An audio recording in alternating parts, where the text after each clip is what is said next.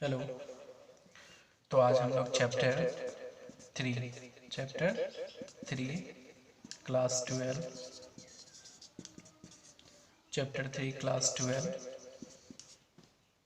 Part two देख रहे हैं। चैप्टर 3 महाभारत, सामाजिक इतिहास की बात कर रहे हैं। किसकी बात कर रहे हैं हम लोग? महाभारत की बात कर रहे हैं, सामाजिक इतिहास की बात कर रहे हैं। तो पिछली क्लास में आपने देखा था कि ये जो महाभारत है तो उसमें कितने चैप्टर्स हैं, कितने अध्याय हैं, कितने पर्व हैं। तो आपने पिछले क्लास में पढ़ा था कि 18 पर्व हैं, कुल मिलाकर के 1948 अध्याय हैं, 1,02,17 श्लोक हैं, जिस कारण से इसे सशस्त्र शाहिता भी कहा जाता है। तो आपने देखा था और इनके परिवारों के बारे में जाना था कि ये जो कहानी है वो कुरुवंश की कहानी है, जिसकी राजधानी हस्तिनापुर थी और वहाँ के राजा शांतनु थे। आगे आप देख रहे थे कि जब धृतराष्ट्र, पांडु और विदुर, ये तीनों जो इन तीनों का जो जन्म हुआ, तो उसके पश्चात जब पांडु ने विवाह किया माद्री और कुंती से, तो यहाँ पे आपको देखने को मिलेगा कि पांडव पांडु ने जो विवाह किया था कुंती और माद्री से, तो उनके से संतान प्राप्त हुए थे, तो पांडव कहलाए। आज हम लोग जानेंगे कि क्या कारण था जिस कारण से पांडु नहीं पांडु पांडु अर्थात कि पांडव के पिता, पांडु अर्थात पांडव के पिता, तो पांडव के पिता की मृत्यु कैसे हो गई।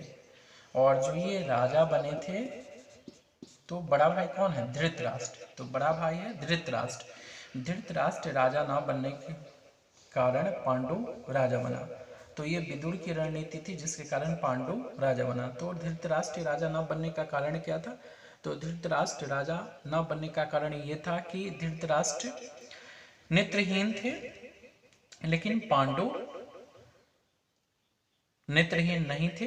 पांडु को राजा बना दिया गया, लेकिन दुर्भाग्यवश इनके साथ भी एक समस्या उत्पन्न होती है। क्या समस्या उत्पन्न होती है? तो देखने को ऐसा मिलता है कि ये जब ऐसी समस्या देखने को मिलता है कि एक दिन की बात है, जो पांडु मृगधारी नहीं मृग के शरीर रूप में महर्षि को मैथुन काल में ही मार डाला था। किसने मार डाला? तो पांडु ने मार डाला। तो पांडु ने मृग शरीरधारी महर्षि को मार दिया मैथुन काल में, जिस कारण से उन्हें श्राप मिल जाता है। क्या श्राप मिल जाता है? कि ऋषि ने उन्हें श्राप दे देते हैं कि यदि आप सहवास करेंगे उसी समय आपकी मृत्यु हो जाती है। जिस कारण से वह इस शोक से राजमहल को त्याग देते हैं और राजमहल को त्याग करके वो जंगल की ओर चले जाते हैं। लेकिन वहाँ भी काल उन्हें घेर लेता है और सहवास मतलब उनके मन में ये भावना जगती है और उनके वहाँ पे मृत्यु हो जाती है। तो महर्षि के श्राप के कारण जंगल में उनकी मृत्यु हो गई। किसकी मृत्यु हो गई? तो पांडव के पिता पांडु की मृत्यु हो गई। यहाँ जंगल में वन में चले जाने के कारण पांडव के जो चाचा धृतराष्ट्र थे, वो अब उनका राजपाट संभाल रहे थे और राजा के पद पर बैठ जाते हैं, राजा की गद्दी पर बैठ जाते हैं। अब वहाँ के राजा धृतराष्ट्र। तो जब पांडु की मृत्यु हो जाती है जंगल में, तो और माद्री जो नकुल और सहदेव की माँ है, तो पांडु के साथ ही सती हो जाती है। लेकिन कुंती उन पांचों पुत्रों को लेकर के फिर चली आती हैं वापस हस्तिनापुर में अपने बेटों के साथ। हस्तिनापुर में उनकी योग्यता गुणता को देख करके सब लोग खुश होते हैं, प्रसन्न होते हैं। जिससे जो धृतराष्ट्र हैं उनके 100 बेटे थे, तो धृतराष्ट्र में आप देखिएगा दुशासन, दुर्योधन, इन दोनों का काफ़ी ज़्यादा ही नाम प्रचलित हुआ और काफ़ी हीन भावना, जेलस भावना उन दोनों में था। जलन भाव से वो देखते थे पांडवों को। तो उनको कहीं ना कहीं ये डर सता रही थी और एक धृतराष्ट्र में भी थोड़ा सा कूटनीति भर गया कि वास्तव में अगर ये अपने गुण से आगे बढ़ते चले जाएंगे तो कहीं ना कहीं ये राजपाट हमसे फिर ले लेगा। जिस कारण से कुंती और उनके पुत्रों को धृतराष्ट्र ने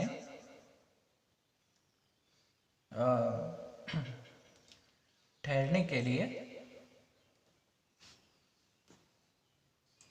एक जगह भेज दिया, जिसे हम लाछा गृह कहते हैं। कहाँ भेज दिया? तो लाछा गृह में। कहाँ भेज दिया? लाछा गृह, लाछा गृह, लाछा गृह। कहाँ ठहरने के लिए? तो ये पांडव और उनकी माता। कौन? तो धृतराष्ट्र नहीं, तो पांडव और उनकी माता को ठहरने के लिए भेज दिया गया। अब जब उनको पांडव, तो यहाँ भी दुर्योधन के मन में एक षड्यंत्र आया और उन्हें षड्यंत्र रच दिया। लाक्षागृह में आग लगा दी गई।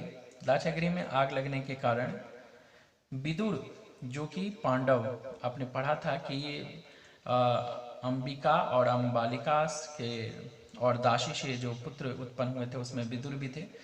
तो विदुर एक तरीके से जो है पांडव के चाचा भी कहे जा सकते हैं। तो विदुर जो हैं उन्हें लाक्षागृह में जो आग लगी तो उससे बचा लिया। विदुर ने एक सुरंग के जरिए लाक्षागृह से उन्हें निकाल दिया। लाक्षागृह से किसने? तो विदुर ने। और वो जंगल चले गए, पांडव और अपनी माताओं के साथ जंगल चले गए। तो यहाँ पे आप देख सकते हैं दो बातें आपको देखने को मिल रही हैं कि एक पांडु की मृत्यु कैसे हो रही है। तो महर्षि मृग शरीरधारी जो थे उन्होंने श्राप दिया और श्राप के कारण इनकी मृत्यु हो जाती है। और इन्हीं के साथ इनकी एक पत्नी माद्री, जो नकुल और सहदेव की माता हैं, तो उनकी सती हो जाती है। उनके साथ वो अपने आप को सती कर लेती हैं। वहाँ से पांडव और कुंती जो हैं हस्तिनापुर आती हैं। हस्तिनापुर में उन्हें लाक्षागृह में धृतराष्ट्र रहने के लिए जगह देते हैं और वहाँ भी षड्यंत्र दुर्योधन रच करके उनकी पांडव और उनकी माता को मारने का षड्यंत्र रचता है। लेकिन उनके चाचा विदुर उन्हें सुरक्षित जंगल में भेज देते हैं। तो विदुर जंगल में भेजते हैं, निकाल देते हैं, बचा दिए या जंगल में भेज दिए। तो ये जंगल में एक बार की घटना है। यहाँ पे आप ऐसे प्रश्न भी बना सकते हैं कि अब हमें जानने को मिलेगा कि कैसे भीम नहीं, भीम के विवाह, भीम का विवाह का जो सिलसिला है, मतलब विवाह कैसे कैसे हुआ भीम का विवाह।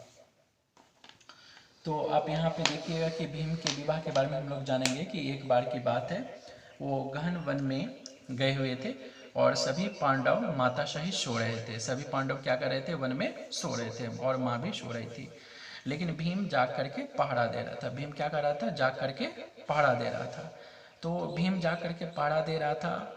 उसी समय जो है एक मानव की गंध सूंघ करके हिडिम, हिडिम कौन है? तो राक्षस है। तो हिडिम और हिडम्बा, हिडिम और हिडम्बा वन है नहीं, वन है और वन में कौन है? राक्षस है ना। वन है और वन में कौन है? तो राक्षस है। तो वन में आपको देखने को मिला कि एक राक्षस और एक राक्षस की बहन है, तो जिसको हम लोग कह सकते हैं हिडिम और हिडम्बा, हिडिम और हिडिम्बा। तो हिडिम्ब और हिडम्बा, तो हिडिम्ब ने मानव का सुगंध पाकर के हिडम्बा अपनी बहन को, उन मानवों को पकड़ लाने के लिए भेजा। लेकिन हिडिम्बा ने जब भीम को देखा, उसकी कद काठी, उसके शरीर की जो ढांचा है उसे कद काठी कहा गया, तो उसको देख करके मोहित हो जाते हैं और वह एक रूपवती कन्या का रूप धर लेती हैं। इतने में ही हिडम आ जाता है और हिडम की लड़ाई भीम से हो जाती है और हिडम को वह मार गिराता है। हिडम की मृत्यु के ये जो सिलसिला चला, हिडम्ब और भीम में जो युद्ध हुआ, जिसके शोर सुन करके वे लोग उठ जाते हैं, पांडव और पांडव की माता उठ जाती हैं। तब जो है सो माता से वह हिडम्बा अनुरोध करती है, प्रार्थना करती है कि हे माता, वह अगर भीम से उसकी शादी नहीं हुई तो वह भी जीवित नहीं बचेगी, और उससे विवाह हो जाता है। पहले तो भीम मना कर देते हैं, लेकिन भीम के मना करने का कारण भी रहता है कि ज्येष्ठ भ्राता के विवाह न होने के कारण भीम हिडम्बा की याचिका को रद्द कर देता है। लेकिन माता से आग्रह और प्राण त्यागने की जब बात होती है तो हिडम्बा के वचन को सुन करके उनकी विवाह हो जाती है, और विवाह पश्चात उन्हें घटोत्कच नामक पुत्र प्राप्त होता है। घटोत्कच नामक पुत्र प्राप्त होता है। तो यहाँ पे आपको देखने को मिला कि एक तरफ जो है सो पिता की मृत्यु हुई, फिर जंगल में गए, वन में आए, और यहीं से भीम की शादी हो रही है, हिडम्बा से शादी हो रही है। अब हम लोग जान रहे हैं किसको जान रहे हैं? अर्जुन नहीं, अर्जुन के शादी के बारे में, कि अर्जुन की शादी कैसे हुई ना, अर्जुन किस प्रकार से स्वयंवर में पहुंचे, द्रौपदी से विवाह हुआ। तो अब देखेंगे कि अर्जुन की विवाह द्रौपदी से कैसे होती है, और यहाँ पे वह श्री कृष्ण से कैसे मिलते हैं। यहाँ पे आपको यह भी देखने को मिलेगा कि अर्जुन की दो विवाह हुई, तो एक द्रौपदी और दूसरा सुभद्रा से, तो नहीं, तो द्रौपदी और सुभद्रा। तो यहाँ पे आपको देखने को मिलता है कि अर्जुन का विवाह, तो आपने तो जाना कि भीम का विवाह वन में और हिडम्बा से हुआ। अब जानिए अर्जुन का विवाह द्रौपदी से कैसे होता है। तो पांडव भीम के विवाह के बाद आगे प्रस्थान करते हैं वन में, तो आगे जाकर के पंचाल देश में पहुंच जाते हैं। कहाँ पहुंच जाते हैं? पांचाल देश में। पांचाल देश में पहुंचते हैं तो राज दरबार में आयोजित स्वयंवर में अर्जुन ने राजकुमारी द्रौपदी को जीत लेते हैं। एक स्वयंवर होता है, उस स्वयंवर में क्या होता है, अर्जुन जो है द्रौपदी को जीत लेते हैं स्वयंवर में। तो स्वयंवर में जीतने के कारण अर्जुन और द्रौपदी की विवाह हो जाती है। अर्जुन और द्रौपदी की विवाह हो जाती है, और कुछ ऐसी घटना घटती है जिसे आप परिचित भी होंगे, या कई लोग अनेक प्रकार की घटनाएं बना करके कहानियों के जरिए जानते हैं कि एक गहन विचार विमर्श के बाद जो है द्रौपदी पांचों की पत्नियां हो गई, और 5 पांडव की पत्नी द्रौपदी कहलाई। तो उसके आगे जब अर्जुन की विवाह द्रौपदी से हो जाती है, वहीं पे श्री कृष्ण और बलराम से भी अर्जुन की 5 पांडवों की भेंट होती है, मुलाकात होती है। अब इनके जीवन में थोड़ी सी खुशियों के पल आए हैं, बदलाव आ रहा है। इतने में ही भीष्म पितामह धृतराष्ट्र को सलाह देते हैं और पांडवों को वापस बुलाने की बात कहते हैं। ये पांडवों को वापस बुला लेते हैं, और आधा राज्य विभाजित करके उनके पुत्रों को दे दिया जाता है। पांडव इंद्रप्रस्थ में नई राजधानी बनाकर रहने लगते हैं। पांडव कहाँ चले जाते हैं? पांडव वन गए, वन में विवाह हुआ, और विवाह में फिर धृतराष्ट्र ने उन्हें बुलाया। किसके कहने पर बुलाया? तो धृतराष्ट्र ने भीष्म के कहने पर, भीष्म पितामह के कहने पर इन्हें बुलाया और ये दे दिया, आधा राज्य बांट करके दे दिया। अब यहाँ पे देखिए कि इंद्रप्रस्थ में राजधानी बना करके चले जाते हैं। अर्जुन द्वारकापुरी पहुंचे, और वहीं अर्जुन जब द्वारकापुरी पहुंचते हैं श्री कृष्ण से मिलने, तो वहीं उनकी बहन सुभद्रा से उनकी विवाह हो जाती है। अब बात आ रही है कि अब हम लोग जानेंगे किस प्रकार से, अब जो एक तो वन में गए, फिर उसके बाद जो है सो राज्य भी मिल गया, अब तो कोई दिक्कत नहीं थी।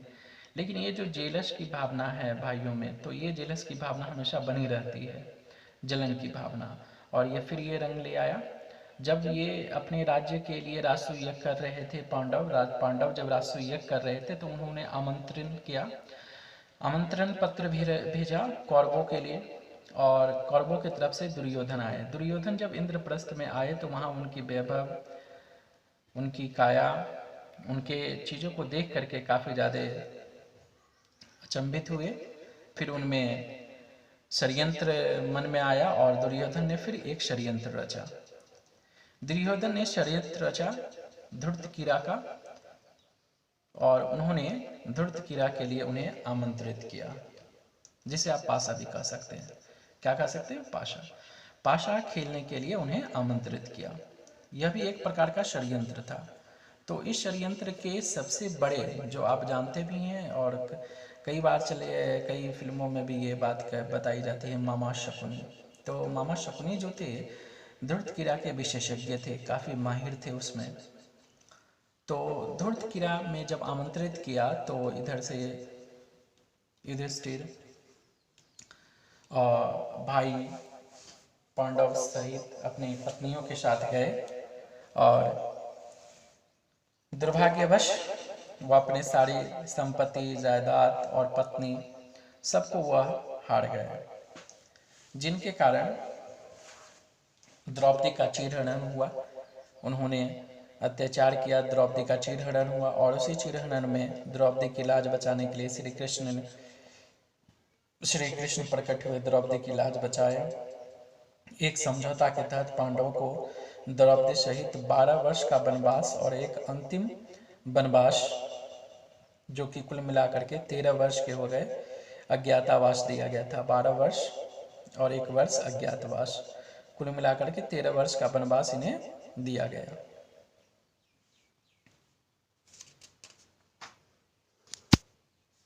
और जब ये 13 वर्ष के वनवास काट करके आए, तो फिर इन्हें राजपाट नहीं दिया गया।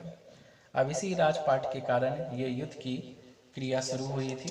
तो आप देखिए थे कि विवाह नहीं, तो विवाह अक्सर आपको देखने को मिला कि यहाँ पे अर्जुन ने विवाह किया, फिर इसके बाद जो है सो आपको भीम की विवाह देखे। तो ठीक इसी प्रकार से विवाह, और एक विवाह जो है आपको विचित्र वीर्य, जो भीष्म पितामह के भाई भी लगेंगे, तो उन्होंने राजकुमारी को राजमहल से अपहरण कर लिया था विवाह के लिए, ऐसा मनुस्मृति में भी बताया गया है।